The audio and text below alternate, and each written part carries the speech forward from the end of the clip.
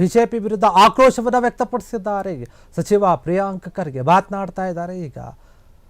ಯಾಕಂದ್ರೆ ಒಮ್ಮೆಯೂ ಕೂಡ ಸ್ವಂತ ಬಲದಲ್ಲಿ ಸರ್ಕಾರವನ್ನು ರಚಿಸೋಕೆ ಆಗಿಲ್ಲ ಈ ಬಿಜೆಪಿಗೆ ಅಂತ ಹೇಳಿ ತಮ್ಮ ಆಕ್ರೋಶವನ್ನು ಹೊರಗೆ ಹಾಕಿರುವಂಥದ್ದು. ಯಾಕಂದ್ರೆ ಬಿಜೆಪಿ ಸರ್ಕಾರ ಏನಿದೆ ಅಥವಾ ಬಿಜೆಪಿ ಪಕ್ಷ ಏನಿದೆ ಕರ್ನಾಟಕದಲ್ಲಿ ಒಂದು ಬಾರಿಯೂ ಕೂಡ ಒಂದು ಬಹುಮತವನ್ನು ಪಡೆದು ಅದು ಇದುವರೆಗೂ ಕೂಡ ಅಧಿಕಾರಕ್ಕೆ ಬಂದಿಲ್ಲ. ಆದರೂ ಕೂಡ ಅವರಿಷ್ಟು ಮಾತನಾಡ್ತಾ ಇದ್ದಾರೆ ಅನ್ನುವಂಥ ರೀತಿಯಲ್ಲಿ ಪ್ರಿಯಾಂಕ್ ಖರ್ಗೆ ಮಾತನಾಡ್ತಾ ಇದ್ದಾರೆ.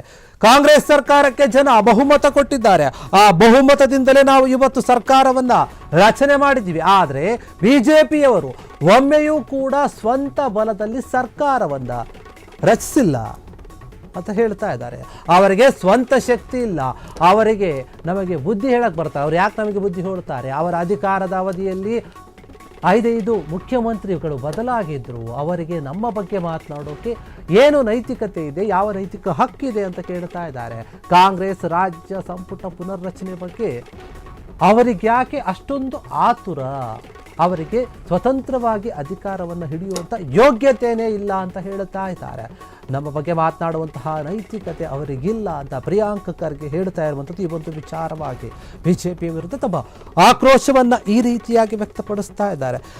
ರಾಜಕೀಯದಲ್ಲಿ ಬೇರೆ ರೀತಿಯಾದ ಚರ್ಚೆ ಇತ್ತು, ಆದರೆ ಈಗ ಪ್ರಿಯಾಂಕ್ ಖರ್ಗೆ ಮಾತನಾಡ್ತಿರುವಂತಹ ವಿಚಾರನೇ ಬೇರೆ ಇದೆ. ಅದೇನಂತಂದರೆ ಬಿಜೆಪಿಗೆ ಒಂದು ರೀತಿಯಲ್ಲಿ ತರಾಟೆಗೆ ತೆಗೆದುಕೊಂಡಿದ್ದಾರೆ. ನೀವೇನ್ರಿ ನಮ್ಮ ಬಗ್ಗೆ ಮಾತನಾಡ್ತೀರಾ, ನಮ್ಮ ಸರ್ಕಾರದ ಬಗ್ಗೆ ಮಾತನಾಡ್ತೀರಾ? ಮೊದಲು ನಿಮ್ಮ ಬಗ್ಗೆ ನೋಡ್ಕೊಳ್ಳಿ. ನೀವು ನಮ್ಮ ಕಾಂಗ್ರೆಸ್ ಪಕ್ಷ ಬಹುಮತವನ್ನು ತೆಗೆದುಕೊಂಡು ಕರ್ನಾಟಕದಲ್ಲಿ ಅಧಿಕಾರಕ್ಕೆ ಬಂದಿದೆ. ಜನರು ಆಶೀರ್ವಾದ ಮಾಡಿದ್ದಾರೆ, ಮತ ಕೊಟ್ಟಿದ್ದಾರೆ. ನಿಮ್ಮ ಬಿಜೆಪಿ ಪಕ್ಷಕ್ಕೆ ಯಾವತ್ತು ಕೊಟ್ಟಿದ್ದಾರೆ? ಯಾವತ್ತು ನೀವು ಸ್ವಂತ ಬಲದಿಂದ ಬಹುಮತವನ್ನು ಪಡೆದು ಸರ್ಕಾರ ಮಾಡಿದ್ರಿ ಹೇಳಿ? ಬರೀ ಆಪರೇಷನ್ ಕಮಲ ಅದು ಇದು ಮಾಡಿಕೊಂಡು ಸಮ್ಮಿಶ್ರ ಸರ್ಕಾರ ಮಾಡಿರೋದಷ್ಟೇ. ಅಷ್ಟೇ ಅಲ್ಲ, ನಿಮ್ಮ 5 ವರ್ಷದ ಅವಧಿಯಲ್ಲಿ 5 ಮುಖ್ಯಮಂತ್ರಿಗಳು ಬದಲಾಗಿದ್ದಾರೆ. ನಮ್ಮ ಪಕ್ಷದ ಬಗ್ಗೆ ಮಾತನಾಡೋಕೆ ನಿಮಗೆ ಯಾವ ನೈತಿಕ ಹಕ್ಕಿದೆ ಅಂತ ಹೇಳಿ ಬಿಜೆಪಿ ವಿರುದ್ಧ ತಮ್ಮ ಆಕ್ರೋಶವನ್ನು ವ್ಯಕ್ತಪಡಿಸ್ತಾ ಇರುವಂಥದ್ದು ಪ್ರಿಯಾಂಕ್ ಖರ್ಗೆ.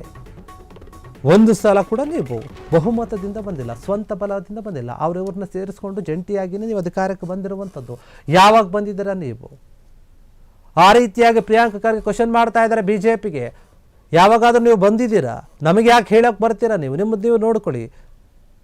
ನಮ್ಮ ಬಗ್ಗೆ ಮಾತನಾಡುವಂತಹ ಒಂದು ಅವಶ್ಯಕತೆ ಇಲ್ಲ ನಿಮಗೆ, ನೈತಿಕತೆ ಹಕ್ಕಿಲ್ಲ, ಸ್ವಂತ ಶಕ್ತಿ ಇಲ್ಲ ನಿಮಗೆ. ನೀವು ನಮಗೆ ಬುದ್ಧಿ ಹೇಳೋಕ್ಕೆ ಬರ್ತೀರಾ? ನೀವು ನಮ್ಮ ಬಗ್ಗೆ ಮಾತನಾಡ್ತೀರಾ? ನಿಮ್ಮ ಅಧಿಕಾರಾವಧಿಯಲ್ಲಿ ಏನಾಗಿತ್ತು? 5 ಮುಖ್ಯಮಂತ್ರಿಗಳು ಬದಲಾಗಿದ್ರಲ್ಲ, ಅದು ನಿಮಗೆ ನೆನಪಿದೆಯಾ?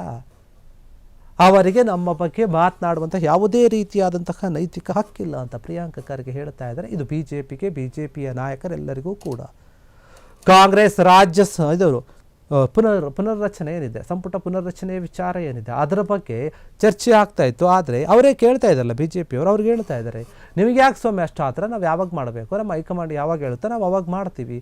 ನಿಮಗೆ ಯಾಕೆ ಅಷ್ಟೊಂದು ಅರ್ಜೆಂಟ್ ಇದೆ? ನೀವು ಯಾಕೆ ಇದ್ರ ಬಗ್ಗೆ ಮಾತನಾಡ್ತೀರಿ? ಅವರಿಗೆ ಸ್ವತಂತ್ರವಾಗಿ ಅಧಿಕಾರಕ್ಕೆ ಬರುವಂತಹ ಯಾವುದೇ ಯೋಗ್ಯತೆ ಇಲ್ಲ, ಮತ್ತೆ ನಮ್ಮ ಬಗ್ಗೆ ಮಾತನಾಡುವಂತಹ ಯೋಗ್ಯತೆ ಕೂಡ ಇಲ್ಲ ಅಂತ ಪ್ರಿಯಾಂಕ್ ಖರ್ಗೆ ಹೇಳ್ತಾ ಇದ್ದಾರೆ. ಬಿಜೆಪಿಯವರು ಅವರ ಬಗ್ಗೆ ಅವರು ಯೋಚನೆ ಮಾಡಿಕೊಳ್ಳಿ, ಮಾತನಾಡಿಕೊಳ್ಳಿ.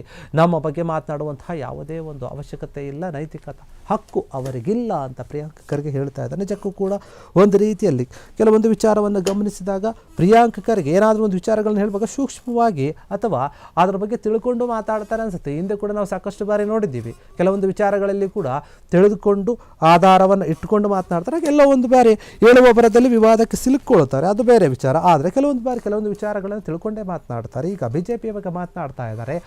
ಏನು ಸ್ವಾಮಿ ನೀವು ನಮ್ಮ ಕಾಂಗ್ರೆಸ್ ಸರ್ಕಾರದ ಬಗ್ಗೆ ಮಾತನಾಡ್ತೀರಿ, ನಮ್ಮ ನಾಯಕರ ಬಗ್ಗೆ ಮಾತನಾಡ್ತೀರಿ, ಮತ್ತು ನಮ್ಮ ಕಾಂಗ್ರೆಸ್ನಲ್ಲಿರುವಂಥ ಕೆಲವೊಂದು ವಿಚಾರಗಳ ಬಗ್ಗೆ ನೀವು ಯಾಕೆ ಚರ್ಚೆ ಮಾಡ್ತೀರಿ, ನೀವು ಯಾಕೆ ಯೋಚನೆ ಮಾಡ್ತೀರಿ? ಅದನ್ನು ನಾವು ನೋಡ್ಕೊಳ್ತೀವಿ, ಅದು ನಮಗೆ ಬಿಟ್ಟಂತಹ ವಿಚಾರ. ನಿಮ್ಮದೇನಿದೆ ನೀವು ನೋಡಿಕೊಳ್ಳಿ, ನಮ್ಮ ಬಗ್ಗೆ ಮಾತಾಡೋ ಅವಶ್ಯಕತೆ ಇಲ್ಲ ಅಂತ ಹೇಳಿ ಈ ರೀತಿಯಾಗಿ ಬಿಜೆಪಿಗೆ ಹೇಳ್ತಾ ಇದ್ದಾರೆ ಪ್ರಿಯಾಂಕ್ ಖರ್ಗೆ. ಕ್ಷಣ ಕ್ಷಣದ ಸುದ್ದಿಗಳಿಗಾಗಿ ಫ್ರೀಡಂ ಟಿವಿ ಸಬ್ಸ್ಕ್ರೈಬ್ ಮಾಡಿ, ಲೈಕ್ ಮಾಡಿ ಹಾಗೂ ಫಾಲೋ ಮಾಡಿ. ಹೊಸ ಸುದ್ದಿಗಳ ನೋಟಿಫಿಕೇಶನ್ಗಾಗಿ ಬೆಲ್ ಐಕಾನ್ ಮೇಲೆ ಕ್ಲಿಕ್ ಮಾಡಿ.